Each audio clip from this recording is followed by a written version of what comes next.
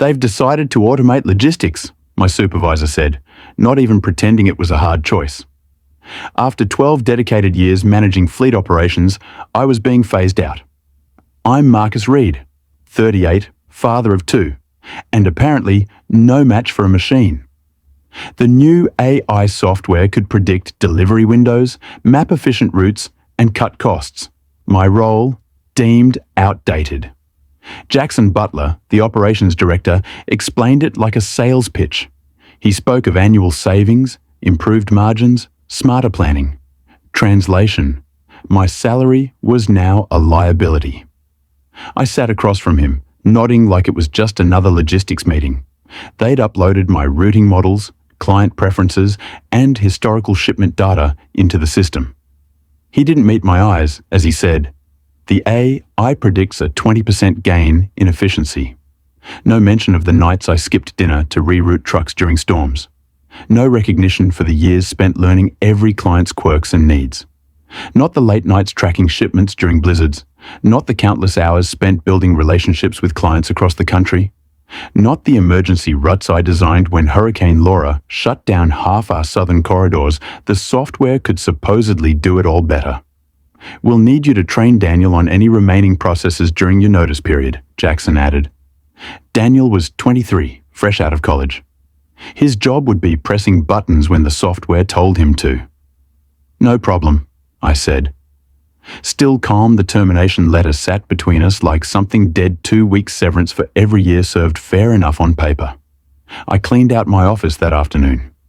Pictures of my kids, a logbook I kept of every major client's specific needs and quirks, a folder of routes I'd personally optimized for perishable goods routes that shaved hours off delivery times by accounting for traffic patterns. The GPS data missed, the folder went into my bag. Nobody asked about it. Co-workers stopped by awkward handshakes, empty promises to stay in touch. Only Elaine from dispatch seemed genuinely upset. "Who am I supposed to call when everything goes sideways now? You've got the program." I reminded her 20% more efficient. "Remember?" She rolled her eyes. "That thing doesn't know what to do when the Murphy dairy shipment arrives at the same time as the Coldstream meats truck. You know, Murphy needs special handling. Their containers leak. If they sit too long." I patted her shoulder. "I'm sure it'll figure it out on my way out." I passed the boardroom through the glass. I could see Jackson showing the executive team colourful charts: cost, savings, efficiency, improvements, return on investment. I wondered if they'd factored in the cost of losing 2 decades of relationships I'd built with clients from Memphis to Billings. I didn't slam doors, didn't make a scene, just walked to my truck, set my box of belongings in the passenger seat, and drove home. But something in my gut told me this wasn't over. Not by a long shot. I started at Rivermore Freight, back when we had just 8 trucks in a dream. Old man Riverore hired me himself. "This company runs on relationships and reliability." He told me, "Technology changes."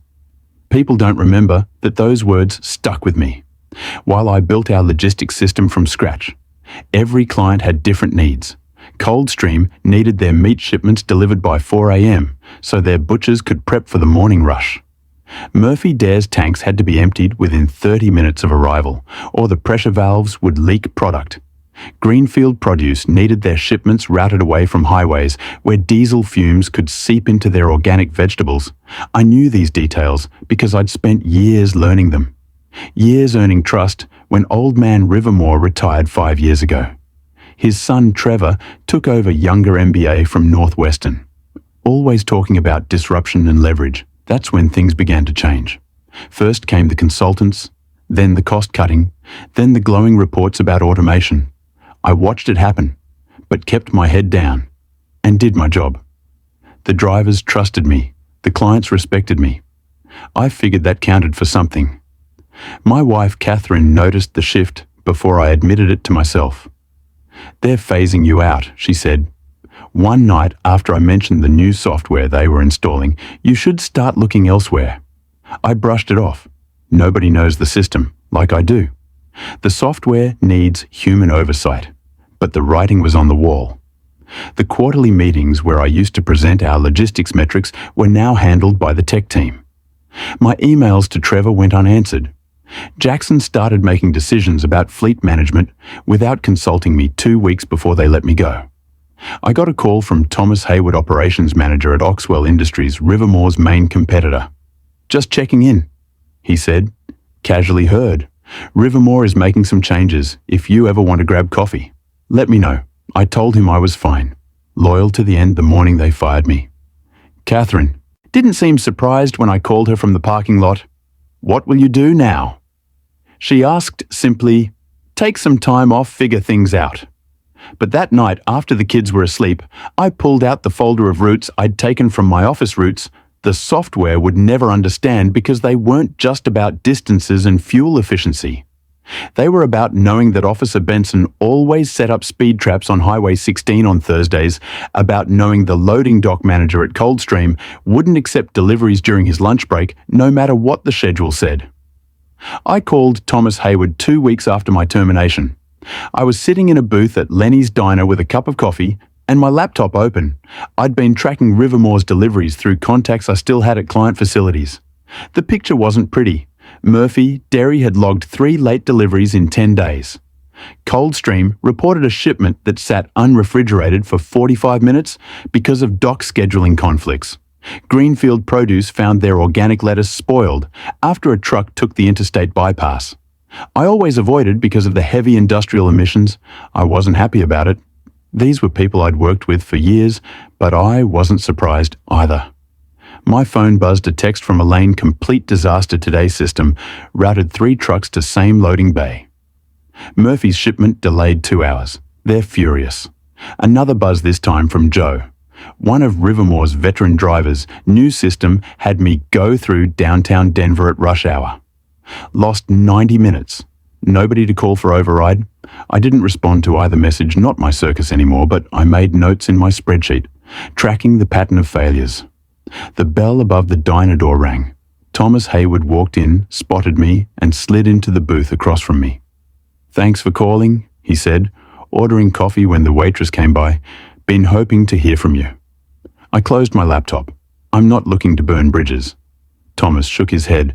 "Not asking you to, but Oxwell needs someone who understands logistics from the ground up, not just from algorithms and data points. You don't use automation. We use it," Thomas said, "but as a tool, not a replacement. Tech doesn't build relationships, doesn't understand why the Murphy family insists their products be delivered first thing Monday, even though Wednesday would be more efficient, doesn't know that Coldstream's dock manager needs military precision, or he falls apart. I studied him, trying to read his angle. So, what are you offering? Consulting to start. Help us understand these client relationships better. Eventually, maybe something permanent. I thought about 12 years of institutional knowledge walking out River's door in a cardboard box about a software program that couldn't possibly understand the nuances I'd learned through thousands of hours of problem solving and relationship building. I won't share proprietary information, I said. Finally, Thomas nodded. Don't need you to, just help us understand what these clients actually need, not what some algorithm thinks they need. I sat back, fingers drumming on my closed laptop through the diner window. I could see Rivermore's headquarters in the distance, glass and steel reflecting the afternoon sun. When can I start? I asked. Thomas smiled. How about right now? I didn't feel vengeful, didn't feel like I was betraying Rivermore. They'd made their choice.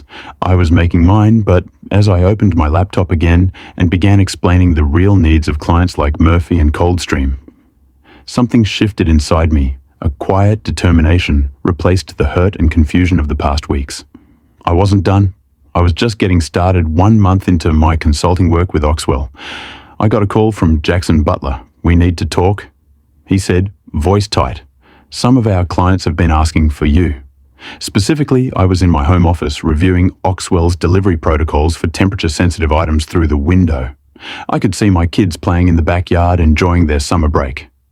I don't work for Rivermore anymore. Jackson, look, he said, lowering his voice. The transition hasn't been as smooth as we anticipated. We're willing to bring you back as a consultant to help fix some issues. I leaned back in my chair. Issues with the software, minor adjustments. He insisted, nothing serious. Trevor authorized a very competitive consulting rate. I thought about the data I'd been tracking. Rivermore had lost 8% of their on-time deliveries in the past month. Client complaints had spiked 40%. 2 smaller accounts had already jumped ship. Send me the offer in writing. I said, I'll think about it. Catherine found me still sitting at my desk an hour later. Rivermore called. I nodded. They're struggling. She sat on the edge of the desk and nothing, I've got a good thing going with Oxwell. But you're tempted, she observed. I was, despite everything I'd built that system. Those client relationships meant something to me. Maybe I could help both companies. Catherine raised an eyebrow, but said nothing. The next morning, I drove to Rivermore for a meeting. The receptionist didn't know me, directed me to a conference room where Jackson, Trevor, Rivermore and Daniel were waiting. Marcus, Trevor said, rising to shake my hand. All smiles now that they needed something. Appreciate you coming in, let's get to it, I said, taking a seat. What exactly do you need? Jackson opened a laptop. The system is functioning as designed, but there are certain client-specific requirements it's not accounting for. We're seeing inefficiencies the AI can't adjust to, he admitted. Shipments are being delayed and a few key clients are getting frustrated. Can you give me an example? I asked. Daniel hesitated. Murphy Dairy's containers leak if held too long, and Coldstream's dock timing is unpredictable. I raised an eyebrow. Still struggling with that? Those issues were solved years ago with manual routing. They exchanged a glance. Daniel looked confused. Trevor looked embarrassed. Daniel looked up sharply. How did you know we're having issues with those clients? I didn't mention my ongoing contact with their staff, because I spent 12 years learning their quirks. That's why I'm here, right? Trevor cleared his throat. We'd like you to document these special considerations so we can program them into the system. The request hung in the air. They wanted me to download 12 years of experience into their software so they could finish replacing me. And you're offering $5,000 for 2 weeks of consultation? Trevor said. Very generous, considering. I looked at the 3 of them. Trevor, who decided algorithms were better than people. Jackson, who couldn't meet my eyes when he fired me. Daniel, who knew just enough to be dangerous. No, I said simply. Trevor blinked. Excuse me, my knowledge and relationships aren't something I can just transfer to a program. That's not how this works. Jackson leaned forward. Marcus, be reasonable. This is a generous offer. It's not about the money.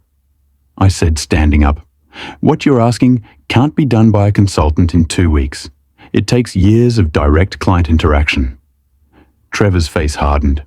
We've heard you're working with Oxwell now, and there it was. The real reason for this meeting as a consultant.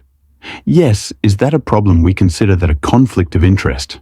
Trevor said coldly, especially if you're sharing proprietary information about our clients. I felt a flash of anger, but kept my voice steady. I've shared nothing proprietary, but it's interesting that you're worried about that.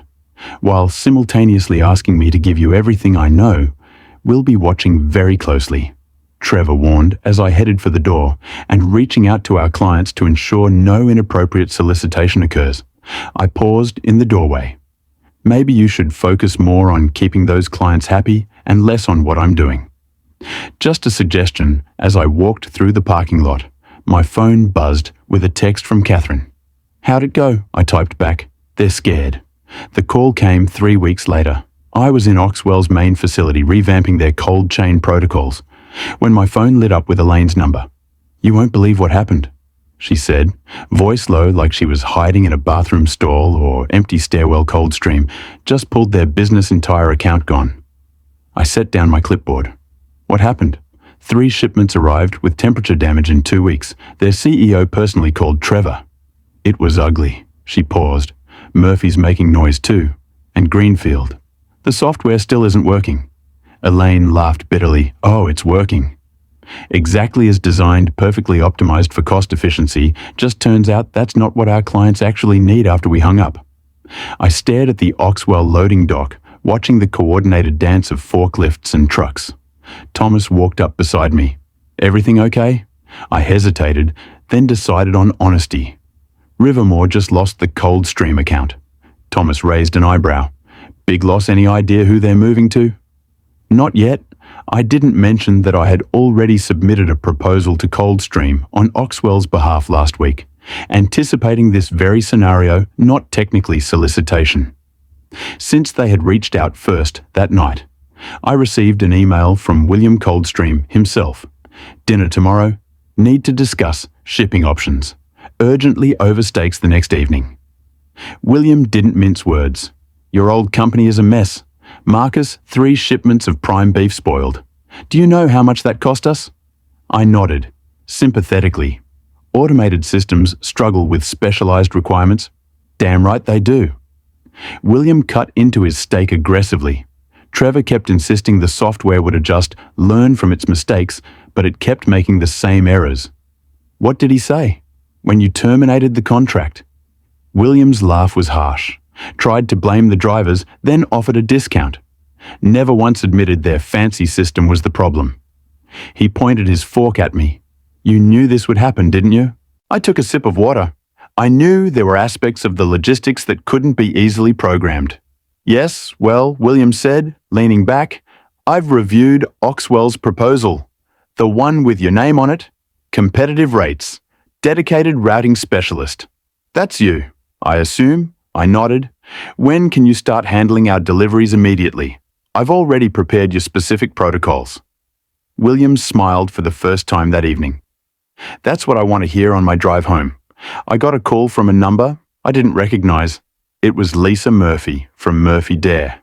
Marcus, she said, without preamble, we're having serious problems with Rivermore. Heard you're with Oxwell. Now the following week, Greenfield Produce called. Then 2 smaller clients. I didn't reach out to any of them first. I didn't have to. They all knew where to find me. When I told Thomas about the growing list of former Rivermore clients wanting to move to Oxwell, he just smiled. Guess we'll need to fast-track that permanent position. We discussed that Friday. I drove past Rivermore's headquarters on my way home through the glass facades. I could see people working late crisis mode. I felt a twinge of sympathy for the employees who had nothing to do with the decision to replace me, but then I remembered Jackson's words. This new software makes your position redundant. They had bet everything on technology, forgetting that logistics isn't just about algorithms and efficiency. It's about people relationships, things a program could never understand. I didn't set out for revenge, but I wasn't going to turn it down when it fell into my lap. By the 3rd month after my termination, Oxwell had signed contracts with 6 former Rivermore clients, including their 3 biggest accounts, Coldstream, Murphy and Greenfield. My new office had a window overlooking the loading docks where I could watch the precision choreography I had helped design. Thomas knocked on my open door one morning, just got off the phone with Harrington Foods. They're jumping ship from Rivermore too. I looked up from my computer. That's their 4th biggest account. Was Thomas corrected with a smile. You free for lunch? The executive team wants to discuss your permanent role here. As we walked to the conference room, Thomas lowered his voice, heard through the grapevine, that Rivermore is in serious trouble. They've laid off 15% of their staff already. The news didn't please me as much as it might have. Those were good people losing their jobs because of bad decisions at the top. Any word on the software? Thomas smirked. Apparently they've hired 3 consultants trying to fix it too little too late after a productive lunch, where I accepted the position of Senior Logistics Director at Oxwell. I returned to my office to find Elaine waiting for me. Hope you don't mind, she said, standing awkwardly by my desk. Security, let me up. When I mentioned your name. Everything, okay? Elaine twisted her hands. They laid off 8 people from dispatch yesterday. I'm still there. But she took a deep breath. Are you hiring? I studied her face. Tired, worried, but still determined. As a matter of fact, we are. Let me introduce you to HR over the next 2 weeks. I brought on 3 former Rivermore employees who had been casualties of the company's downward spiral, good people who deserved better. One evening, as I was leaving the office, I found Trevor Rivermore waiting by my truck. Came to see the operation for myself, he said. Hands in his pockets, he looked thinner. The circles under his eyes pronounced, "Impressive setup." I waited, saying nothing.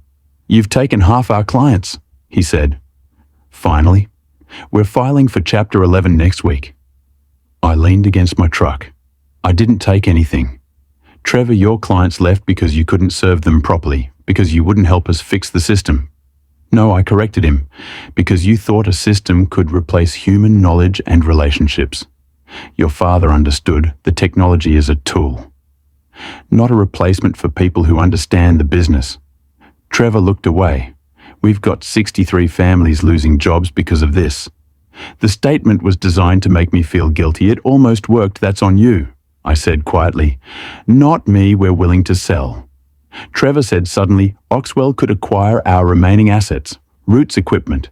It would be cheaper than watching us slowly collapse while you pick off the rest of our clients, one by one." I considered him for a long moment. "I'll talk to Thomas." As Trevor walked away, my phone buzzed a text from William Coldstream. "Perfect delivery today, like the old days, but better glad to have you back. Handling our account." I stared at the message, feeling a complex mix of emotions, satisfaction, yes, but not joy at Rivermore's collapse. Just the quiet certainty that actions have consequences. The next morning, I presented Trevor's offer to Thomas and the Oxwell executive team. "There's value there," I explained. "Equipment, some good people who deserve a shot, and a few remaining client relationships worth preserving." Thomas studied me. "You're advocating for the company that fired you." "I'm advocating for a smart business decision," I said, "and for the employees who had nothing to do with that choice." Thomas nodded slowly. "Draft a proposal. We'll consider it." I spent that weekend creating a detailed acquisition plan, not out of revenge or triumph, but because it was the right move for everyone involved. Sometimes winning doesn't look like what you expect. 6 months after my termination from Rivermore, I stood in the lobby of what used to be their headquarters. The Rivermore logo had been removed from the wall, replaced with Oxwell's blue and silver emblem. The acquisition had gone through 3 weeks earlier.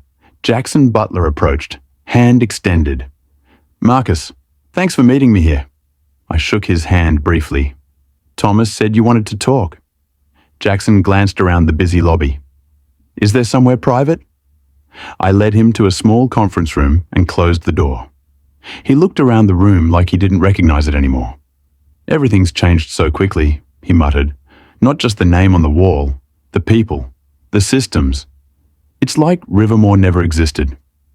I didn't respond. I was waiting to hear why he called. He finally looked up. "They want me on the transition team," he said. "Apparently reporting to you." I nodded slowly. "That's right." Jackson looked down at his hands. "After everything that happened, I'm surprised." "This isn't about personal feelings," I said evenly. "You know the operation. That knowledge is valuable during the merger, even though I was the one who fired you." I leaned forward. "You were following orders, Jackson.